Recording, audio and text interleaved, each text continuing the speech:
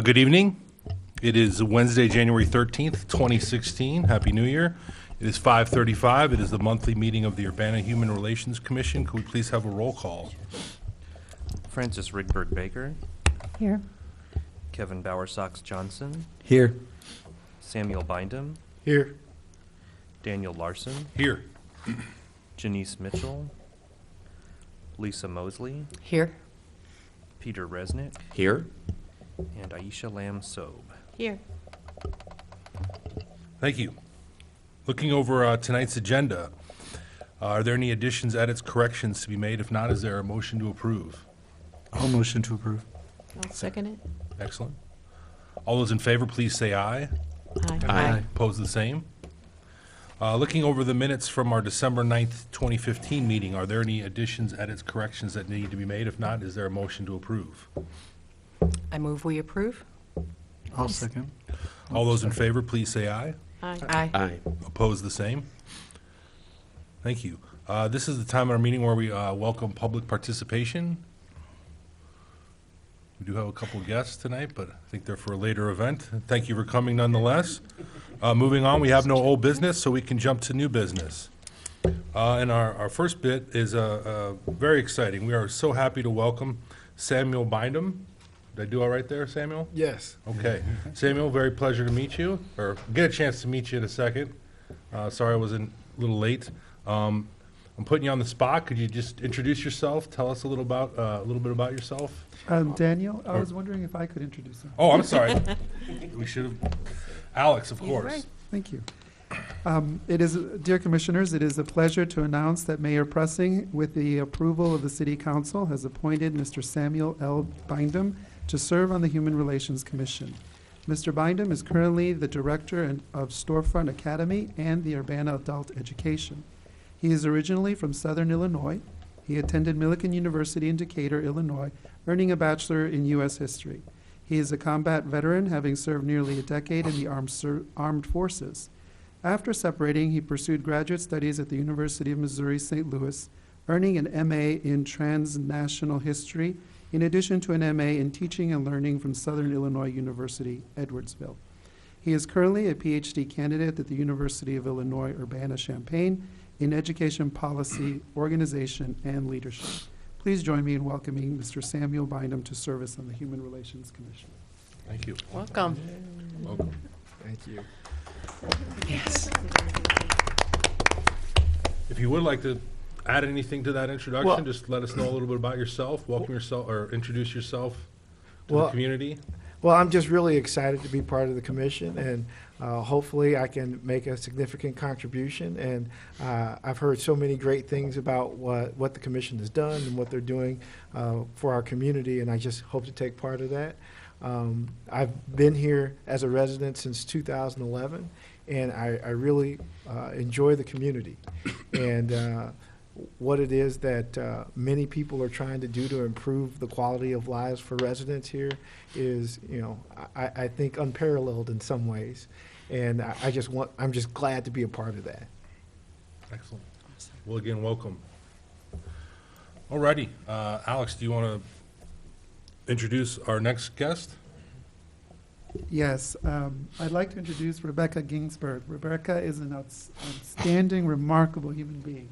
I have, as you know, been attending many functions throughout the community, and just about every function that relates in any way to persons that are incarcerated, I always see Rebecca's face, learning and contributing. I've attended some of the events that she has put on and have walked away enlightened and occasionally choked up by the work that she's doing. By way of a bio, she is a director of the University of Illinois Education Justice Project, an initiative that provides higher education within a medium-high Illinois state prison. She has a longstanding scholarly interest in social justice, and this is reflected on the campus in her teaching and in her scholarship. Please welcome Rebecca Ginsberg. Does it matter where I sit? Nope. Can I please approach the bench? It's not that formal. Counter. Thank you. Thank you.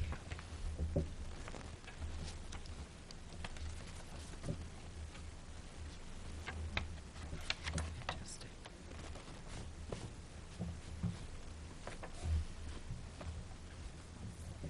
Thank you.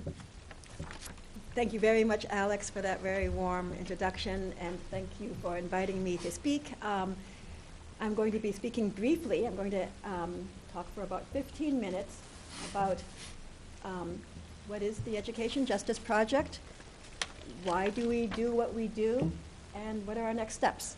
Where do we want to go from here? And then I hope that we'll be able to engage in a conversation and discussion, questions and answers about what we do. So what does EJP do? What is the Education Justice Project?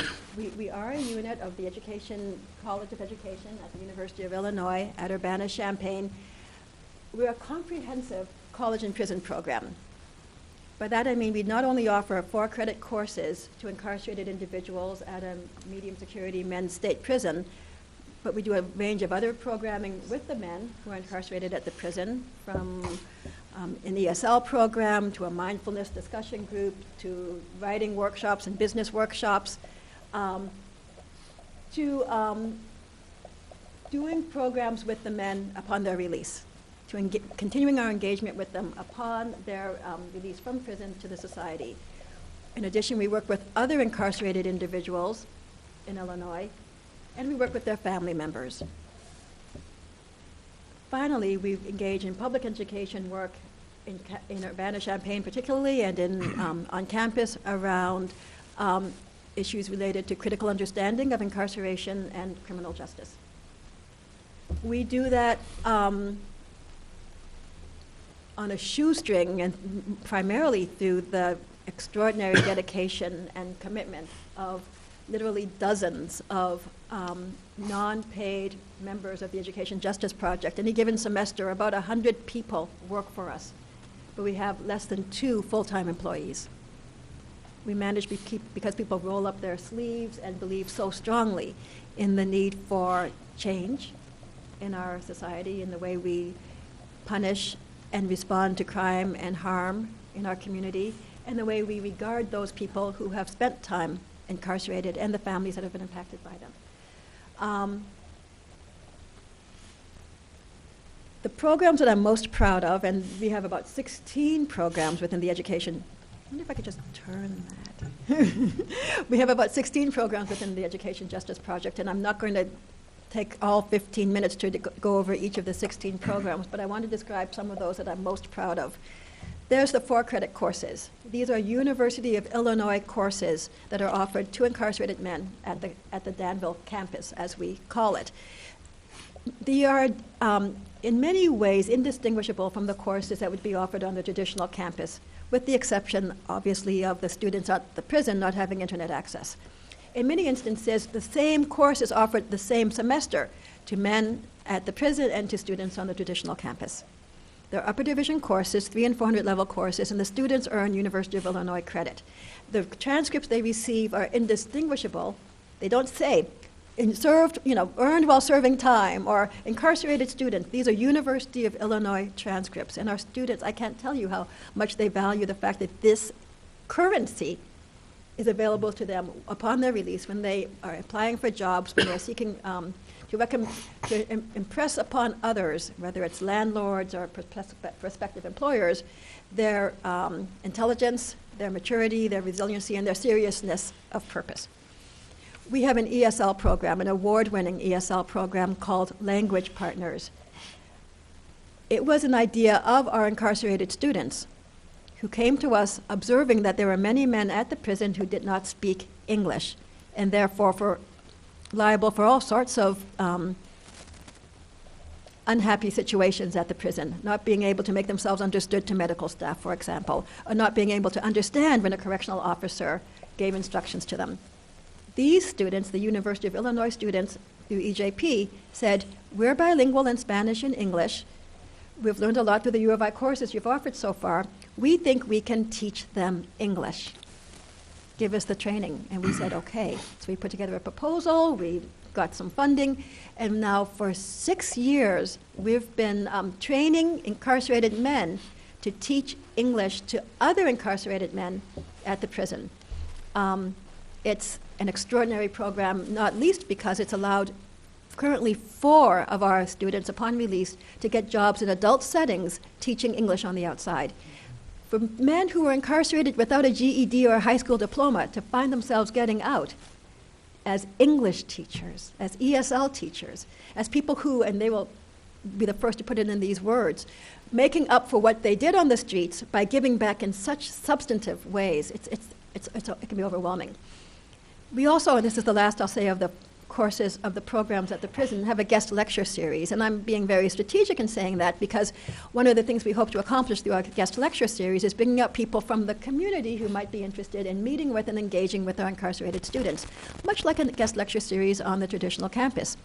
So, for example, any one of you might be interested in a one-time visit to the prison to see more of the program, to engage with our students, and to help them understand the sort of work you do and the sort of issues you're involved with.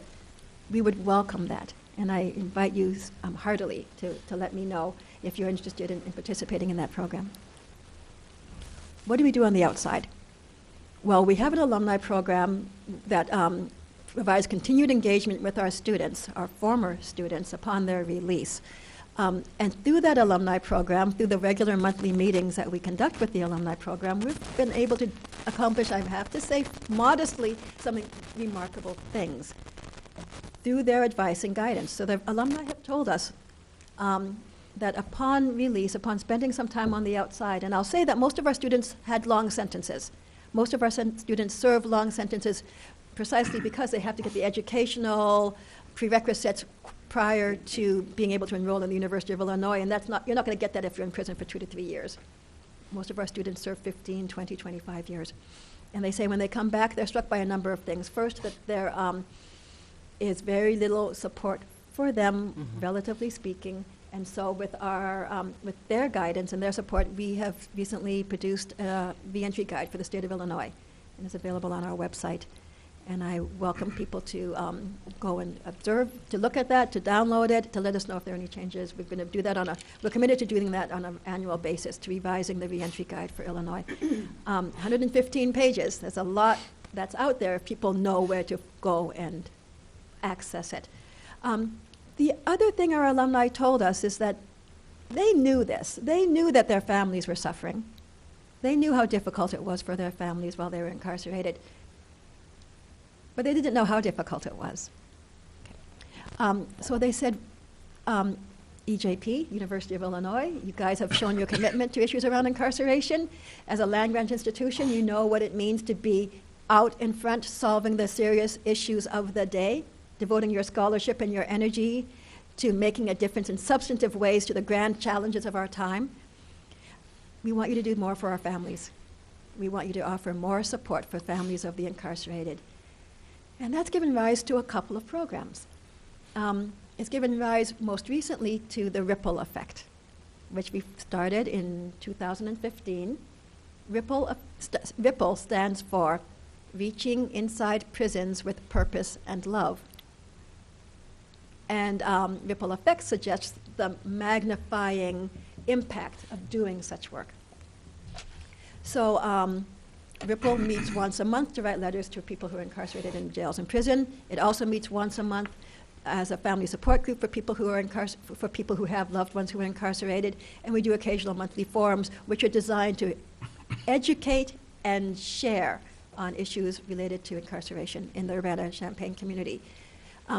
We also started a speakers bureau. Now, our students, our alumni were asked, we've got requests all the time for them to come down to campus and to other places in the state and speak about issues of incarceration. What the speakers bureau does is formalize that, provide them speaking training as public speakers, and a more formal way for people to access them as speakers, and for us to frankly compensate them and to recognize them as the professionals that they are being when they go out on speaking gigs. So that's a snapshot of the kind of work that we do, in addition to the films on campus and the public speakers and the working with folks from across the state and across the country and supporting their own efforts, because we're one of 41 programs like EJP across the country, and one of the oldest of those programs. Why do we do this work? I want to be clear that we did not invent the idea of college and prison. College and prison has been around since the 19th century.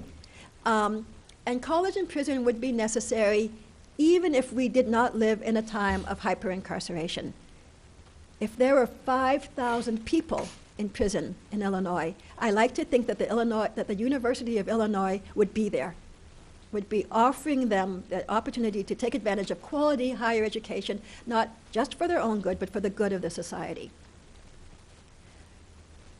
Of course, we don't live in a time when there are 5,000 people incarcerated in the state of Illinois. We live in a time when there are closer to 50,000, and we live in a time of hyper-incarceration. And I use that term as opposed to the term mass incarceration because I'm very persuaded by the argument of the sociologist Louis Wacquant, who teaches at Berkeley, who says mass incarceration is a slightly deceptive term. Okay. Because mass incarceration suggests that we've got this phenomena that's sort of spread all over the country, this grand explosion of incarceration that you can see all over the United States. But that's not the case. Incarceration is very selectively visited and concentrated in particular sorts of communities. And there is enough nodding among you that I know that we're getting each other here. Primarily minority, low-income, politically and historically marginally and disenfranchised communities.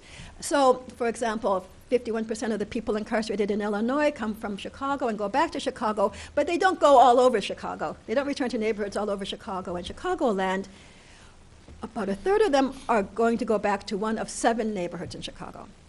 And we all know what those, we can all probably name at least 3 or 4 of those 7. We know it's the poorest neighborhoods on the west and south side. And this is not a particularly Chicago phenomena throughout the country.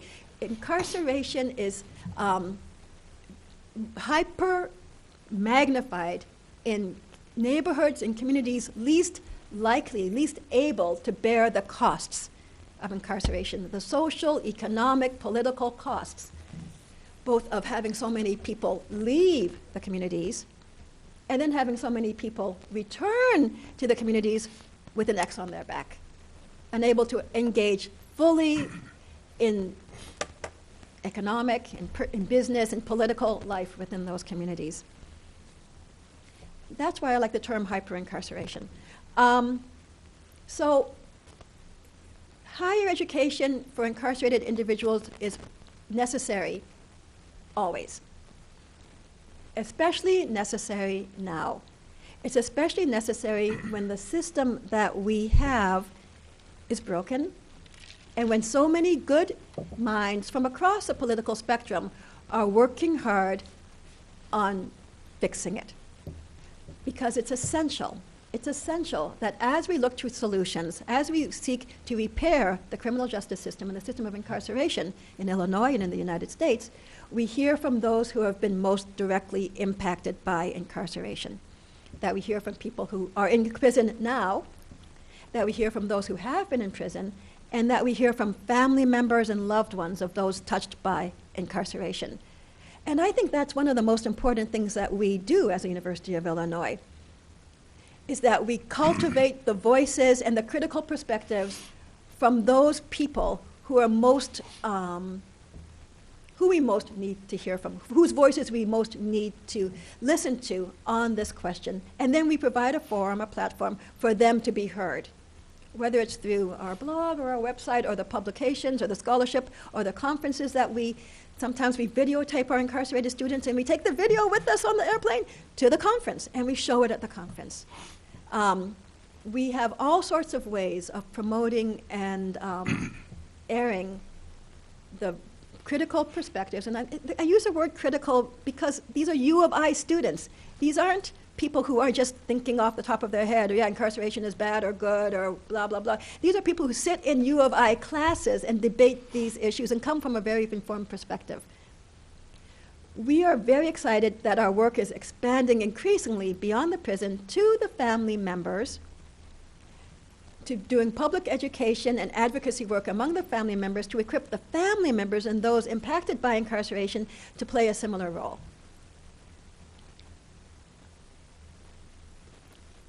I have to read this sentence because I like this sentence that I wrote. So we are committed as a great public institution to taking on great public challenges. That's what the U of I does. That's what the U of I does very proudly and very well. We provide, the University of Illinois Education Justice Project, we provide direct services to the public. Education to people incarcerated at Danville Correctional Center. And through those services, we are growing the number of critical, thoughtful, knowledgeable voices that support efforts to change our broken system of incarceration. What are our next steps? Where are we going next? Well, given the moment, given the opportunities of the moment, given the attention that's being placed on criminal justice reform and prison reform, we need to keep on. We need to keep on focusing on developing the voices, broadcasting the voices, creating opportunities for people who have been impacted by incarceration to be heard, to be listened to participate in debate. And we've been lucky. We've had the chairperson of the Illinois Commission on Criminal Justice and Sentencing Reform visit our program last month at Danville Correctional Center and sit down with our students. What an honor and what an opportunity. We will continue to seek out those sorts of opportunities because our students very much want to be, not to mention 2 of our former students went and testified in person at the commission earlier in the year. One of the things I hear a lot at the conferences that I attend is the phrase, change the narrative. Change the narrative around incarceration. Help people to better understand help individuals to question, help individuals in the public to question what they think they know, what they think they understand about imprisonment, about individuals who have been in prison, and about how that system of imprisonment, about how our response to crime and violence, what we call the criminal justice system, works in our country, and how it doesn't work, and what our models and opportunities for moving forward to fix that system are. We can't do this alone.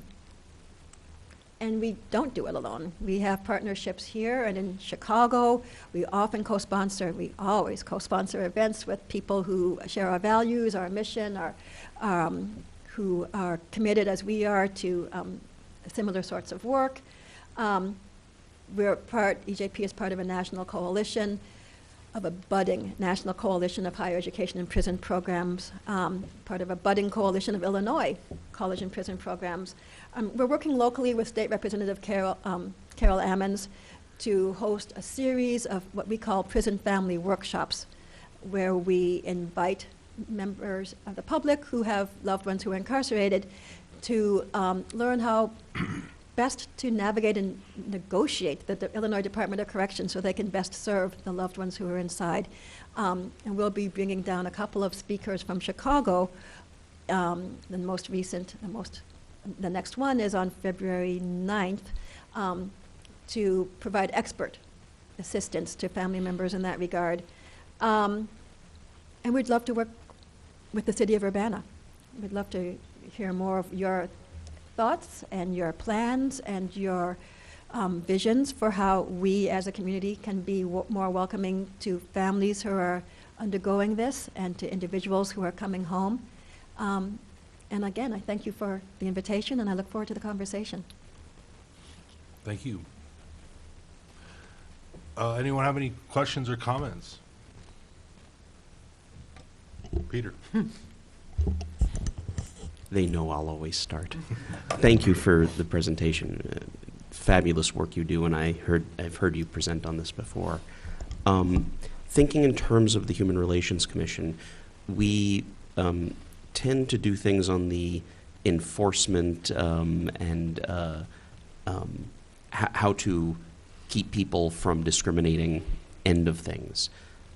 So one thing we've recently done is changed our enforcement rules with the city HRO about employment for formerly incarcerated individuals.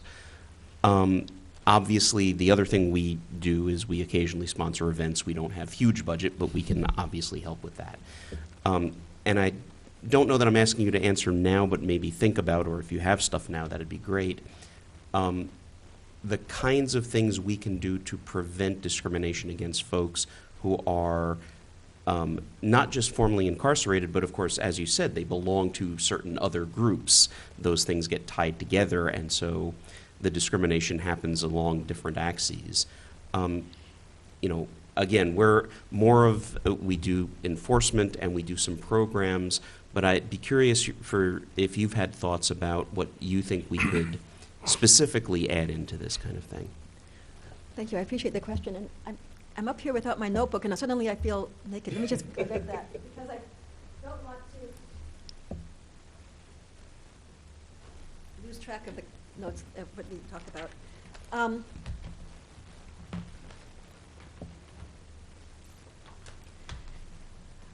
I think, and I will think about it, and I can respond later as well, but I think that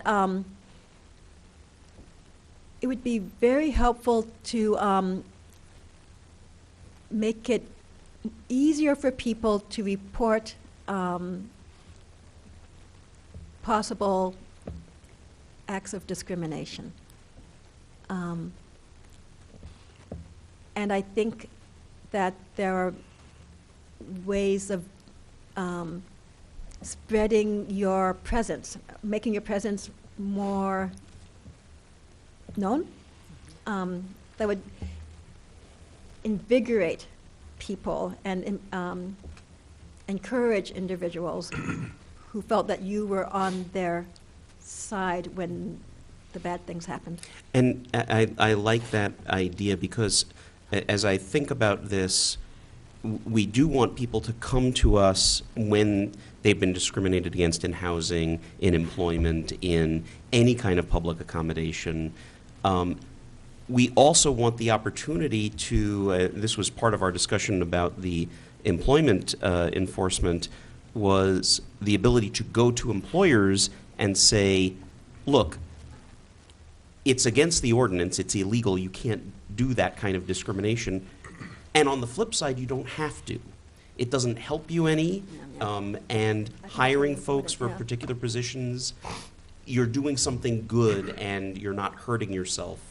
And giving that ability for us to do some education on that end as well. And if we don't hear about the complaints, we have less opportunity to do that kind of intervention by way of education. So I like that idea, and that's something I think we can work with.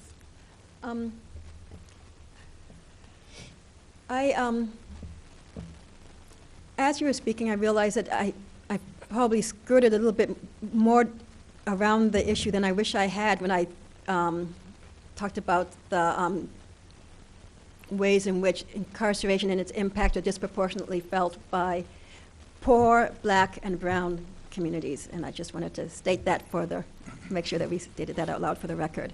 Okay.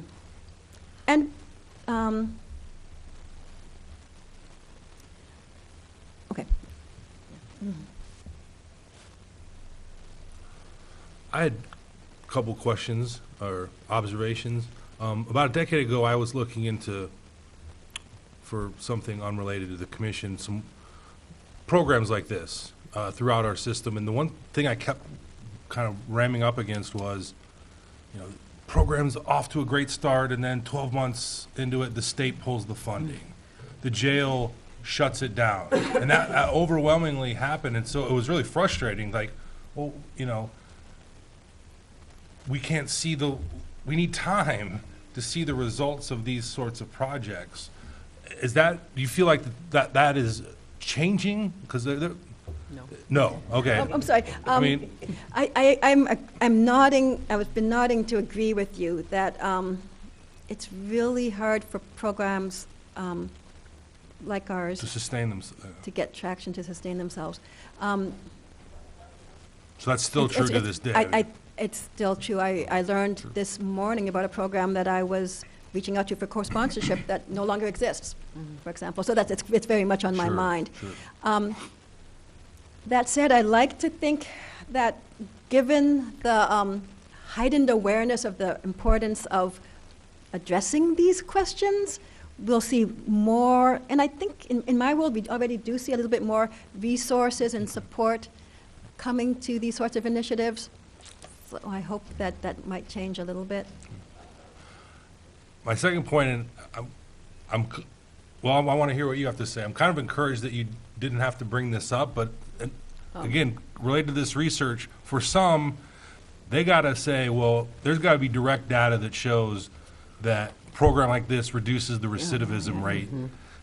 Are you forced, are those pressures placed upon you, or are you interested, I mean, are you doing any thank data collection? Yeah, thank you. I appreciate that question, and It's frustrating, I know. 'Cause- It's a hot potato question in a way Yes. because And I'm not trying to, I'm just no, curious. I appreciate it. We collect data, and our recidivism rates are just under 5%, and the recidivism rates for the state of Illinois are something like 47%. Exactly. But this is what I have to say, especially to sophisticated audiences. I don't think our students were in line to recidivate anyway, right? These are, in order to take upper division courses at the University of Illinois while you're in prison, while you're literally in a cell, unable to, for the guys that are on the upper cells, they have nowhere to literally sit, except not even the potty. So they do that because if they're on the upper cell, most of them are too tall that they can't sit up on the cell. So they do their homework like this. They do their reading like this. They do their writing like this. So these are not average students. They're not average students. They're not average individuals. As I remember, as I say to them, my aspiration for you is not that you won't recidivate.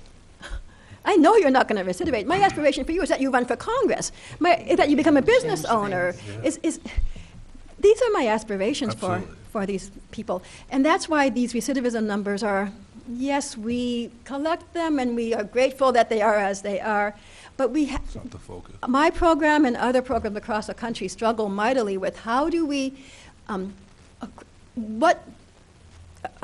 across what dimension should we be demonstrating the positive outcomes of our work? I mean, I can also give you figures about the length of time it takes our students to find employment as opposed to formerly incarcerated people. Generally, it's like within 8 weeks, 75% of our students have meaningful employment, and most people who are incarcerated within 8 months less than half don't even have employment. So it's that kind of thing. And yet, they likely would have done this anyway. I think at the University of Illinois, we know for our traditional students that the outcomes aren't felt in 3 years of getting a University of Illinois education. They're not felt in 5 years. They're generational outcomes. And I think that our best data is going to come 20 years from now. Exactly. When we look at the children of our, I get so emotional talking about this, but what can I do? I get emotional talking about this. When we look at the children and the grandchildren of our incarcerated students, because we know that the number one factor, some data shows that the number one factor that to determine whether or not a person goes to college is whether his father, interestingly, not his mother, but his father went to college. We know that there are cycles of generational cycles of educational attainment and generational cycles of imprisonment. And we think that through the work that we're doing and through the hard work and the drive of our students, we're shifting many of these, the families are shifting themselves from one track to the other. So when we look at, in 20 years, when we see what the children of our students are doing and what we see what the grandchildren are doing, when we see the kind of work that they're doing in their neighborhoods, that's when I think we're going to say, gosh, that investment, I mean, priceless the dividends for educating people who are in behind bars. If we really want to make a difference, we want to invest in higher education where it's going to have the most ripple effects. We look at the most disenfranchised, most marginalized, most powerless communities, and that's where we spend, and that's where we educate, and that's where it makes a big difference. Well, kind of going along that same lines, I guess my question would be, it's my understanding that you cannot complete a degree At the university, through our when program. incarcerated, which is unfortunate. Oh, well, just through our program. Through your program. But they can complete associate's degrees. Associate's degrees. But are there additional supports once out of prison to continue their education through this program so that they can complete a bachelor's degree? Not yet, but it is high on our agenda, and it's only the fact that I know this is going to be televised that I'm not saying more about our determined efforts to ensure that we can hold our head up a bit more high and answer that question, because I think it's essential that we create those pathways from college and prison to college in the community and make it as easy as possible for people to seamlessly transition from one setting to the other. New Jersey, way out ahead of us in this, and a real model for Illinois, and I'm hopeful that we can surpass what New Jersey has done on this score in making it possible. In New Jersey, if the classes in prison, in New Jersey state prisons, are such that if you're released midway through the semester, you know, given that if you haven't been incarcerated for a sexual offense and all the other disclaimers, you can continue the course upon your release mid-semester in a college in New Jersey on the outside. So there's no break. You know, if there had to be a semester break, that would be all right. But Illinois has a long way to go. I have a long way to go before ensuring that our students are able to do that. But we are in the process of trying to make that right. And do you all partner with the existing institutions that provide the associate's level courses? Yeah. In the case of the prison where we work, Danville Area Community College, Yeah. close and an essential working relationship. Yeah. Wonderful. Any other comments, questions? Lisa? I'm just curious what your enrollment is this semester? Well, we actually haven't done enrollment for the semester Oh, yet. okay. But we're doing it Early. tomorrow. Okay. But it's Or last semester maybe would be okay. easier. It's held steady at about 75, Oh, and that Yeah. so that well, you sound like I'm discouraged by that. But let me tell you why. There are 1,800 men incarcerated at Danville Correctional Center, and we pretty quickly, we started in 2008, we pretty quickly leveled off at 75, and I think that's what the funnel, the system will bear. The reason is we're the only program offering up higher division courses in the Illinois system, and it's very hard for men, given the overcrowding in the system, it's hard for the Department of Corrections to move the pieces around. So it's hard for men to get transfers. They can put in a request, but there's no basis on which it is likely to be met. So that we get letters all the time from men at other institutions who have taken associate's degrees at those institutions and want to come to Danville, want to transfer to Daniel, want us to help with nothing we can do. I think if prison crowding goes down as it has to, and as the governor has committed himself to bringing those numbers down, right? As prison numbers go down and transfer between facilities becomes more possible, our numbers are going to shoot up. oh, okay, Yeah. great. Fran? I was just wondering how what an individual needs to do to qualify to take one of your courses. Thank you. That's a question that we debated long and hard when we developed the program and visited other institutions, other facilities and universities across the country, because it varies. I said earlier there are about 41, maybe 45 programs like ours across the country. Some have very, very selective enrollment. People have to take an entrance exam and an in-person interview. Others are more open.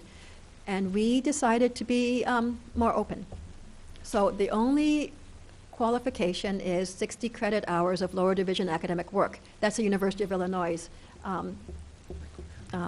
requirement for taking upper division courses. And the students are technically non-degree transfer students to the University of Illinois.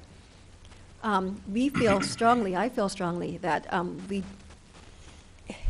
higher education is a door open, not a gate, right?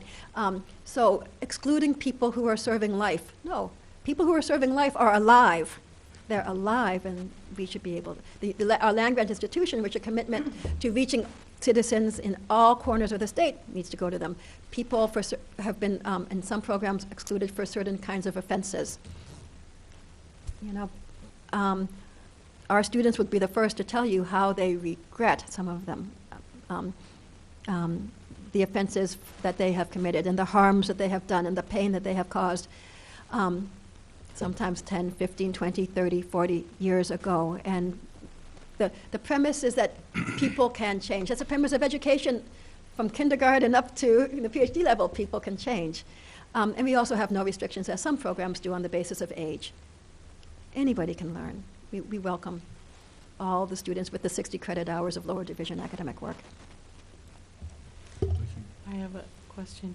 So the subjects or the areas they study, are any of these do you offer any technical, engineering, mathematics, science type courses? Yeah, it's harder. Computer science? It's harder. For example, next semester we're offering our second course in robotic engineering. And my hat goes off to the instructor, Tim Brettel, who's a professor on campus, for coming up with how to make that work within the prison setting. We've offered biology. I don't know if that's a technical subject. We've offered math courses. We also offer many not-for-credit science and math courses. So here's one of the challenges. Our students are much better prepared for literature, sociology, anthropology courses than they are for the technical subjects, even if they have taken those classes. The reason is that they can, as many incarcerated individuals do, educate themselves to an extraordinary level on issues of history and anthropology. I mean, many of them are very much self-taught. Right? It's hard to self-teach yourself, and there's often less incentive to curl up in your bunk with an engineering book, Right. But employment, yeah. it's But more that's- likely to occur I'm just saying. Well, so we're based in a college education, and what we focus on is training our students to teach and to lead. Community college that's at, and I'm going to make a disclaimer in a minute, but most prisons in the state of Illinois have community colleges that offer technical and vocational training. And many of our students take classes in both. I see. So they have technical certificates, and they have higher education. We're really strong advocates of liberal arts education, of humanities education, and of the capacity of our students to be leaders, which is one of the emphases of our program. The disclaimer is, and you may already be aware of this, that although most prisons in the state offered had community college offerings, that's not going to be the case as of this month or next month, because those, unlike us, who make do hand by mouth, hand to mouth, with donations here and grants here, those programs are state funded. No budget. So all 4 community colleges that were providing community college education in Illinois state prisons are withdrawing as of February. So as of next month, we'll be the only program in the state offering higher education. And I appreciate your response, because it's heartbreaking. It's to know that that's the case for men and women across the state right now. Alex. Is that indefinite, or is that just for this next year? It's until they, yeah. The community colleges themselves also are not getting funded. Yeah, yeah, So yeah. it's like, and they will be the there's first. just no money. So Alice Marie Jacobs from DAC will be the first to say, I'm cutting across the board. The prison program is only one of the areas in which I'm being forced to make very difficult decisions. Alex. And I just wanted to mention that the Human Relations Office got a phone call a while back, about a week or 2 ago, from someone that had recently been released into our community, and they were a little bit at a loss for services. And I had a brief moment of panic, because one wants to help. And I immediately, Rebecca's face came into my subconscious, and I quickly went to her website, and I found the reentry guide. And I about did the happy dance in my office. The caller, while I was doing this while he was on the phone, and mentioned to me that he didn't have access to a computer at home. And so I quickly printed it out and asked Tony to mail it to him ASAP. And since then, we're going to be carrying some of those copies in the office and have already loaded it into the HRO reading room, Great. so that for those that do have access to the internet, whether public access at the library, can access it. So that was an enormous help. And one of the things that I mentioned to Rebecca is that this is the beginning, I hope, of a partnership both between the HRO and the HRC with the work that she's doing. When I looked at the continuum, of course, there's prevention and assisting those that are incarcerated, and then assisting them upon reentry. And one of the things that, as I mentioned last time, the HRO and HRC attended the reentry fair, the first one that was done last year. And it was speaking to what Rebecca had mentioned, and that Peter has mentioned, it was amazing to see the men and women that were walking around in that fair and to share with them copies of the ordinance, my phone number, my business card, that should they ever feel that they've been discriminated against, to immediately call. And they were very happy that to see the office there. I also took jobs from the city of Urbana, from the Human Resource Department, and distributed that to them and encouraged them to apply for those jobs for which they would be qualified. And I sort of hoped that they would re-offer the fair. And I just heard last week that they're re-offering the fair. Community Elements is hosting it.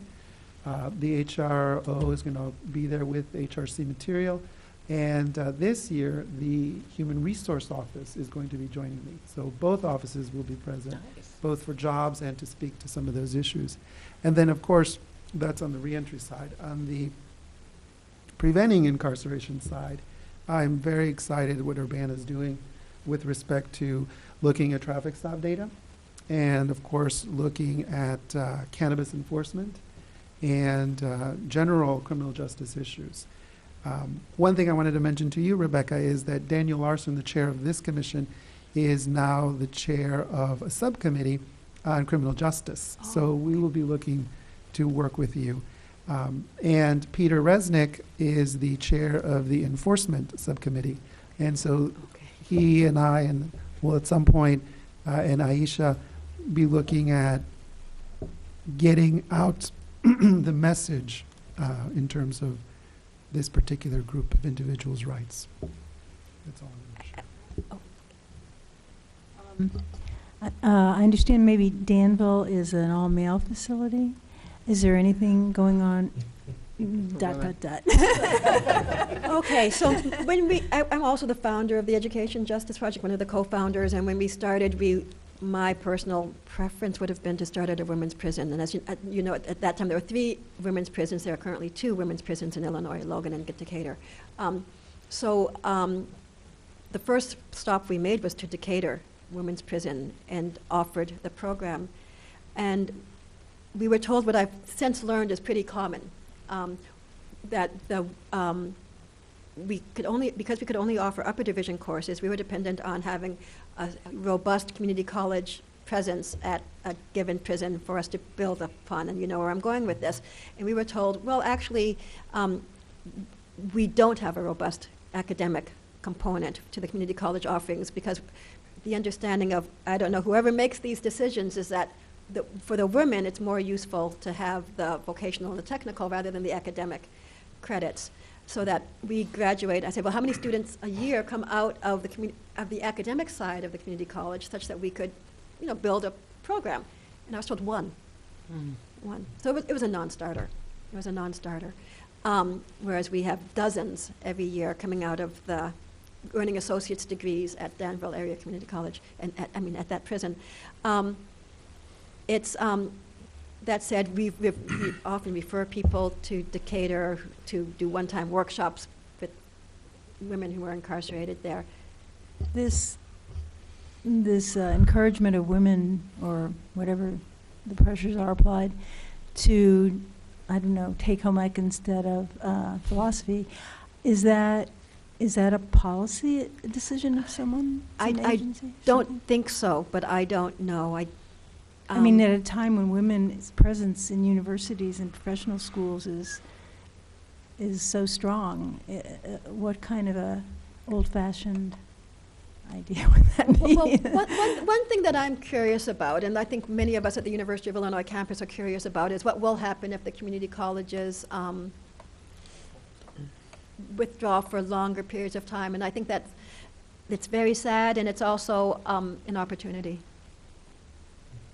And I think we'll see what direction things go, if that's the case. Great. I wanted to say one more thing, if I might, when we speak about partnerships and opportunities for collaborating, and talk about the reentry guide. One of the things we're committed to doing with this reentry guide, which is coordinated by a young man named Nick Hopkins that I need to give a shout out to, is workshop it. Find out how it actually works in the hands of people for whom it's intended, what they would like to see different in the reentry guide.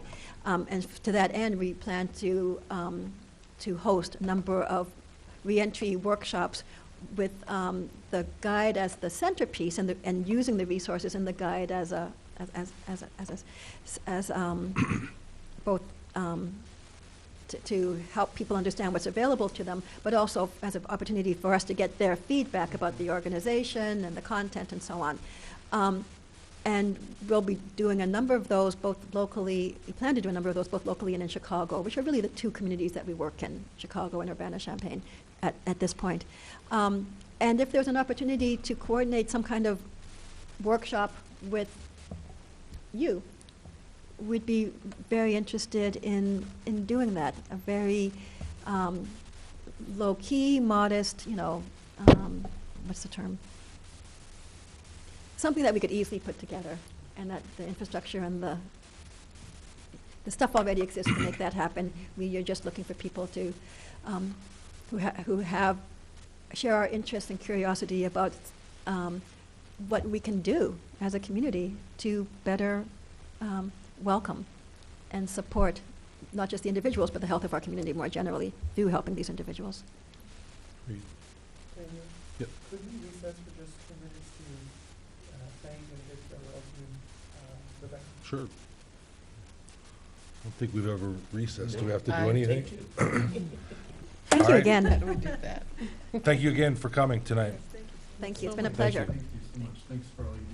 Thank you. Take a quick Thank 2-minute you. recess. I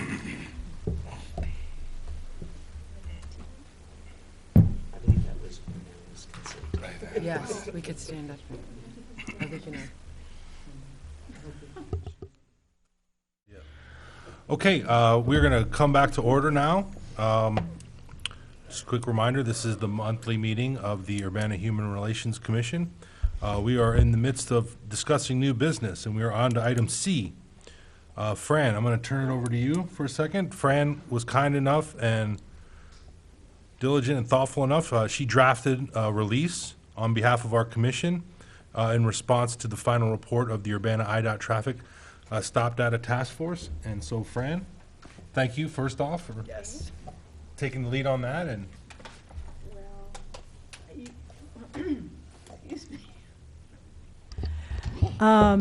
You have to thank Alex as well, because it was very much a joint effort. And I was sort of overwhelmed, and he provided me with an outline, basically this form, and then it became it really facilitated filling it out in the ways that I thought were appropriate. good collaboration then. It was a wonderful collaboration.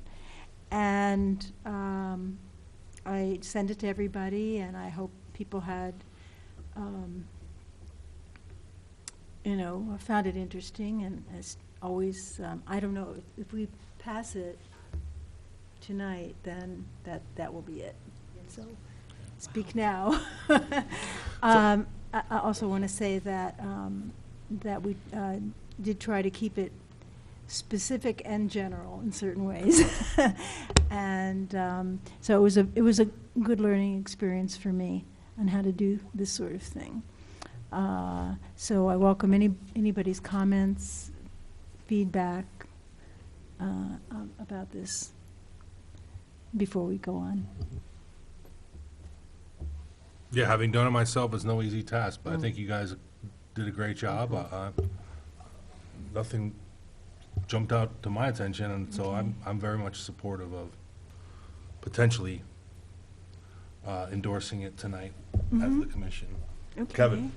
Yeah, I thought it was great. Thank you for your work on it. I really thought it was wonderful. The only technical is the added space after the second paragraph, between paragraphs. There should hold, but that's just Oh, that's just a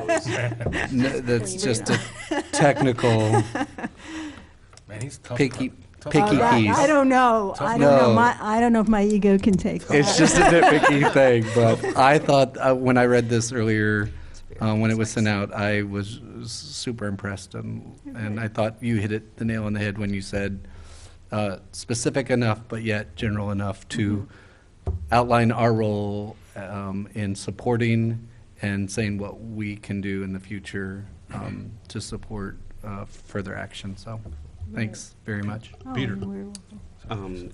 I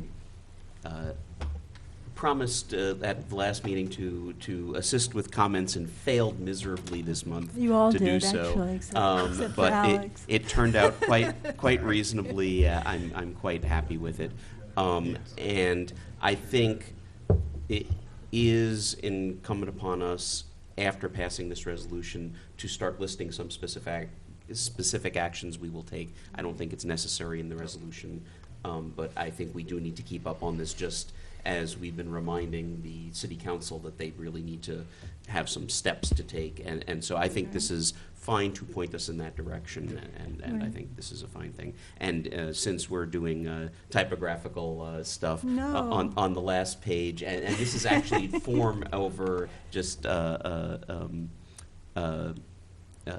error. Instead of resolved by the Human Relations Commission on the last page, it should be passed by the Human Relations Commission. Oh, mine says pass. Mine says doesn't. resolve. Mine says Mine says pass. resolved. Not my Okay, responsibility. well, whichever Well, there's a copy version Lynn- that does say pass. Okay, that's the one we That's want. fine. Okay, all right, that's fine. I pulled the one off the website, so it Yes, may I have been know. updated since, but, I think it's good that we're getting this out quickly, which when I was facing my holiday agenda, I didn't think was going to be possible, and then we had some flooding. But at any rate, yes, and also it really opens the door to us to, it really kind of does make somewhat of a commitment for us to follow through, and I think that'll be, I look forward to that. so, with that, I will make a motion with those two edits to approve the resolution as presented. Is there a second? I'd second. Any last chance for discussion, questions, observations? If not, all those in favor, please say aye. Aye. Opposed, the same? Thank you again, Fran. All righty. Our last item of new business is committee reports. Oh. I just want to make sure, do we need to do a roll call vote on that, or are we okay with a unanimous voice vote? That's- Absolutely.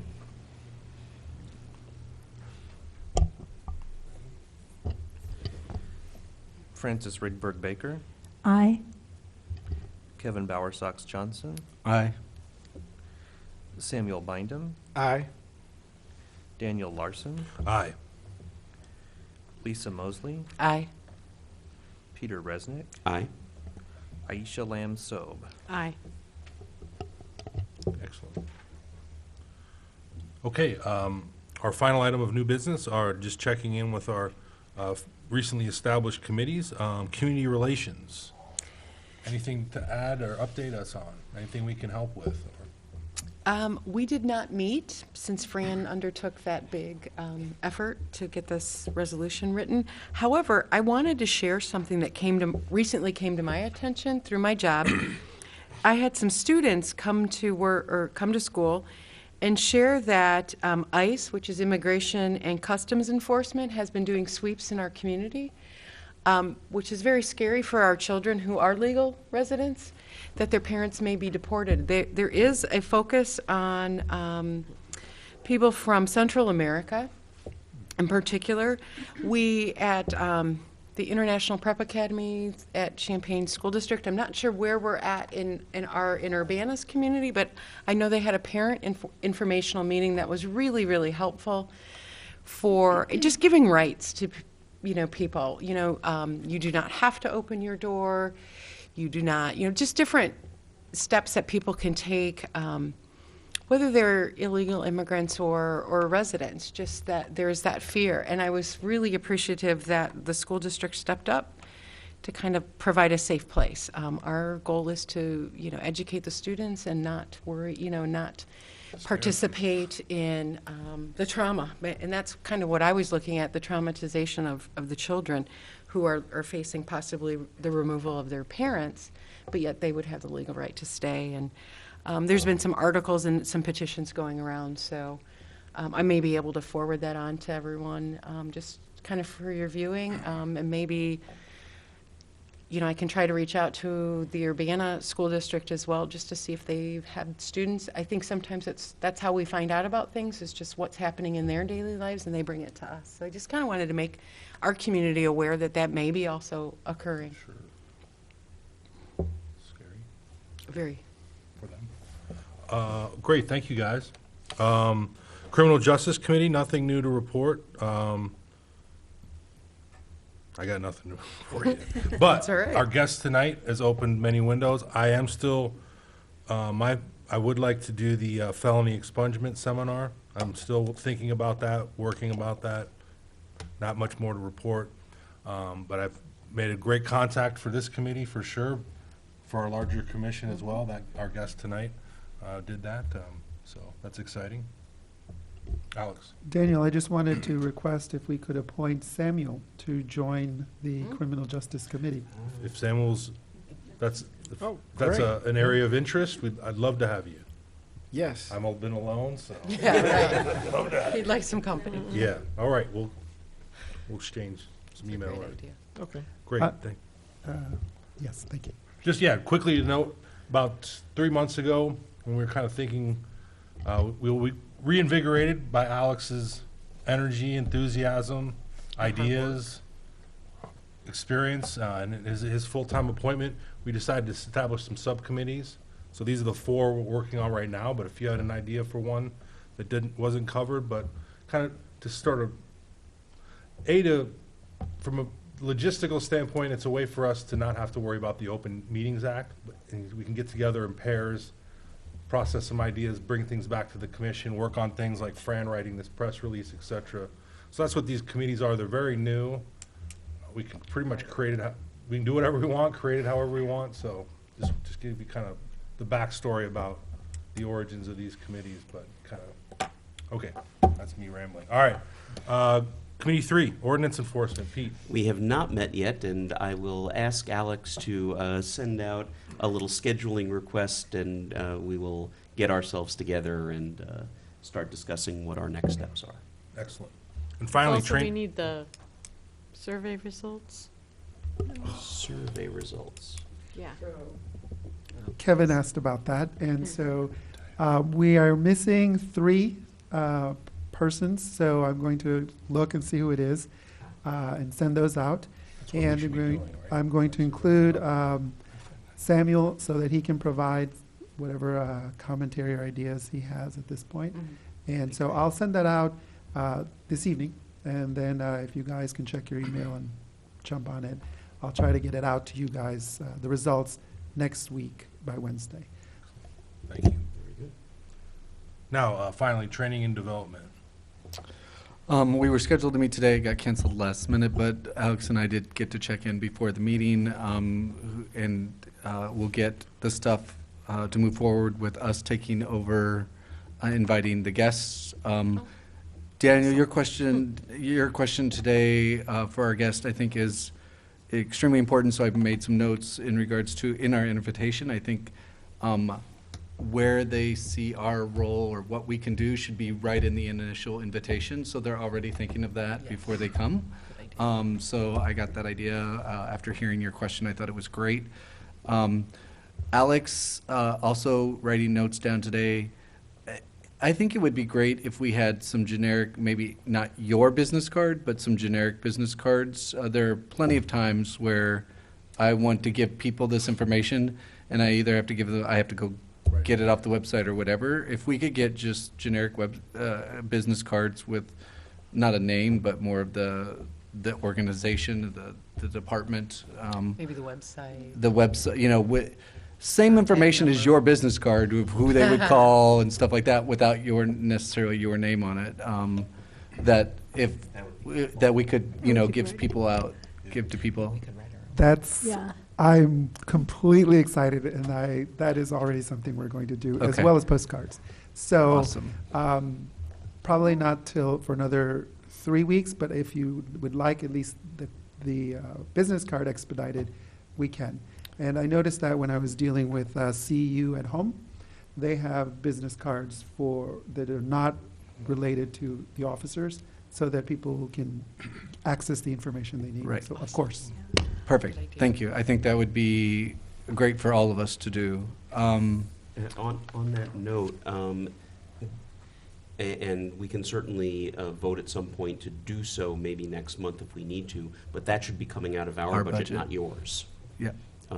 We have printing budget, and we Yeah. might as well, we might as well use it for this kind of stuff. Yeah. I don't know if we've ever used it. I'd like to, on this subject as well, I've often, we used to have a pamphlet, and it was actually, I'm very proud of it, and I mean, not just because of how it represented the commission. I thought I was proud of the commission, and I liked showing that to people. And a business card is good. I would like to see maybe short of updating the pamphlet, to have something on the business card that's kind of inspirational, like maybe pull something from the ordinance or something, so that it's a reminder of the breadth of what we do, and we can always write our names on it. But to have something that has a seal of the city and has some kind of idea of what we're about, I think that would be wonderful. And then we just drop them on the city, from a plane. Oh, okay. Alex? That is wonderful, yes. I was thinking, you're thinking along a tagline or something like that, and branding. Yes, I've noticed that it would really be helpful to have something that just embeds itself in the mind of the community, all sectors of the community. So would it, if it's all right with all of you, I'm going to add that as a survey question on the survey, and if you could just kind of think through what some of those might, actually, I'll send you a separate survey so you have more time. And then, so that one will go out sometime tomorrow. And if you the could do that. ordinance does have some rather nice lines in it, so even just going through and seeing if there's one to pick out, that might work well, so. And I also asked Alex for letterhead, because I think, even though I'll send out the invitation via email, having that same invitation on letterhead as an attached document, I think is really important. It adds formality to it. And the email will have more information, because I think before people come here, they need to know who they're speaking in front of, and that, and though most of the people will be followed up with a phone call before they come, if that doesn't happen, they'll already be prepared, so. Sounds great. And then lastly, the last note I had for this, with Samuel here, do you prefer Samuel or Sam? Samuel. Okay, perfect. Want to make sure. As a new commissioner, one of the things we had talked about earlier was a new commissioner orientation. And so this is kind of a reminder, and has that already been done by you for Samuel? Have you talked a little bit about where we're at, all the way down to pushing the button on the on for speaking? I mean, all these little details of Oh, right. what a new And what the red commissioner button should is do. We, when John East joined us, we prepared really quickly an introductory packet Okay. and sent it out. And so we have sent one out to Samuel, reached out to him, showed him how to take the Attorney General online training for Mhm. OMA. And I'm going to schedule a couple of appointments with him to sort of walk him through Robert's Rules of Order, which he's already familiar Okay. with to some degree, and some of the background of the commission and the work that it does. Okay.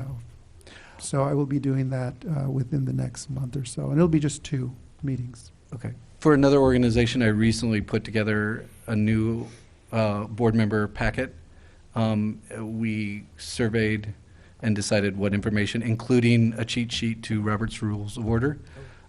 So I'd like to, as the education chair, kind of take on collecting that, and part of that would be if I sent you the questions for a survey, would you send them out? It would just be simple, but I would like your experience as to what you think a new commissioner needs to know, because I'm rather new myself.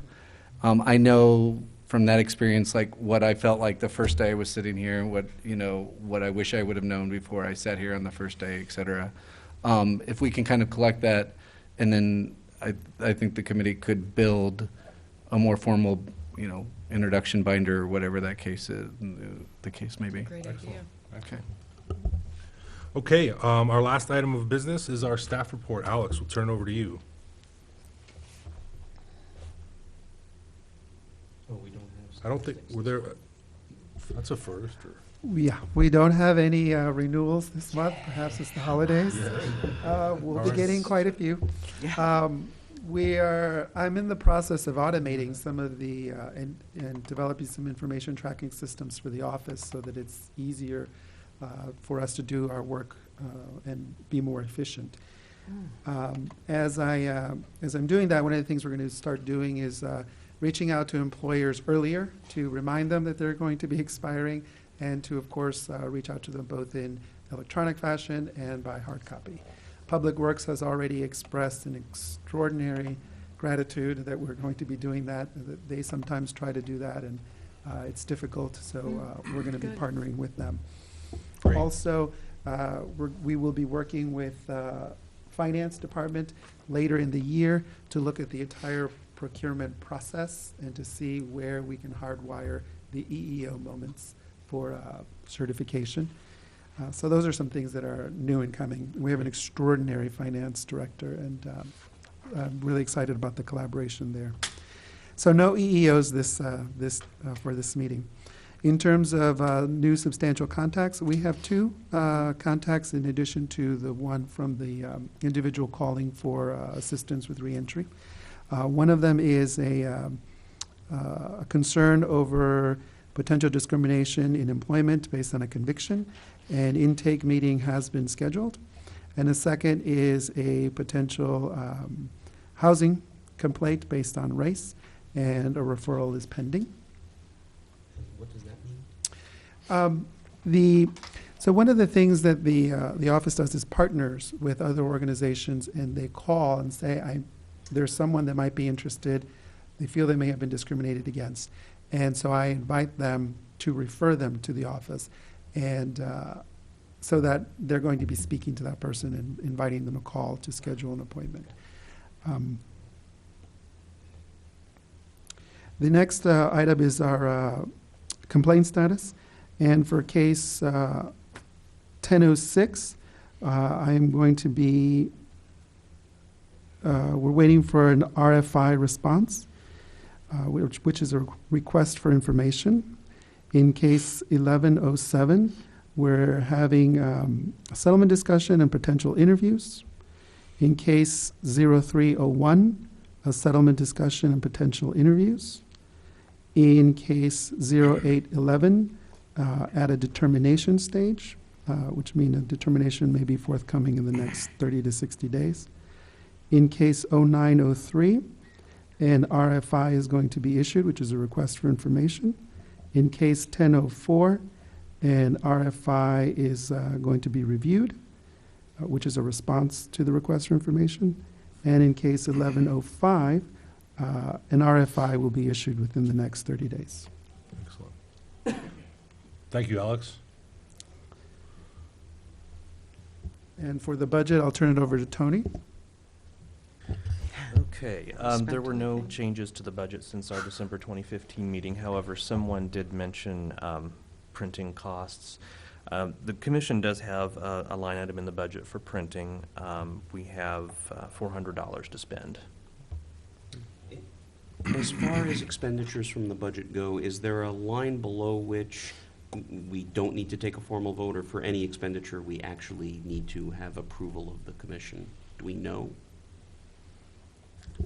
I don't know the answer to that question, but I will find out within the next 2 weeks and email you all. I'll want to check with the finance director. One of the things that she's doing is educating everyone. Best practice. So I will get an answer for you on that. And my gut is, if, with regard to like the business card thing, there were lots of nodding heads around the table. And if you've got budgetary wiggle so that you could officially pay for it yourself, but come ask the commission next month to reimburse, I think that makes sense. Yep. That would be great. However, I believe that my office has $200 to spend over the course of a year. That's wow. it? Yeah. bring I some borrow stuff to paper us. clips. Wow. Make sure you bring it to Alright. us. Thank you. Let's remind everybody, this Friday, 4 p.m., is the Champaign County area-wide Dr. King celebration. We are one of 3 hosts. Would you call us hosts, sponsors, with the county and with Champaign? As someone who's attended multiple times, it is well, first off, it's a very, they're not messing around. It's a tight hour, Oh, yeah. but it is a inspiring hour. There's always a great speaker. There's always a great Music. musical component. It's also a great feeling of community. We also get to highlight some members of our community for the great work they're doing. So, did it switch back to the holiday? It's at Urbana Garden on Neal, right? No, it's. Or did, no, it's at Parkland. No, it's at the Union. Yeah, thank you. I forgot. Ooh, the So, new one. the new Student Union, beautiful addition to the Parkland College here. It's kind of the front, the east side of Parkland. So either entrance you come in, try to park on the Wherever. far east, yeah, wherever really. I'm sorry. Good luck. But if you can't make it, no, it's a little bit out of our way. But if you can't make it, it's a wonderful event. Usually 4. 4 p.m. You're out of there. I mean, they really run a tight ship. You're out of there by 5. You can stay though. There's refreshments. Good chance to meet the community, some members of the community. So if you can make it this Friday, 4 p.m. Thank you, Parkland. I forgot that. So Parkland's new Student Union. Are there any other announcements, Lisa? So every year we do National Name Calling Week, which is sponsored by GLSEN, and I just putting it out there that it starts next week, next Monday, January 18th through the 23rd. So we're really looking to educate our students, but also our adults on how to just be respectful and not discriminate through name calling. Excellent. All right, that's next week. Thank you, Lisa. Yeah. Any other announcements? Alex? I'm going to reach out and find out about this ICE thing. Thank you. We have partnered with the Latino Partnership Council Okay. that has done extensive work in that particular issue in the past. And Awesome. whatever I find out, I'll communicate to you all through an email. Thank you. All right. Thank you all for a wonderful meeting. Everybody have a great night, and we'll see you next month or this Friday. Meeting adjourned.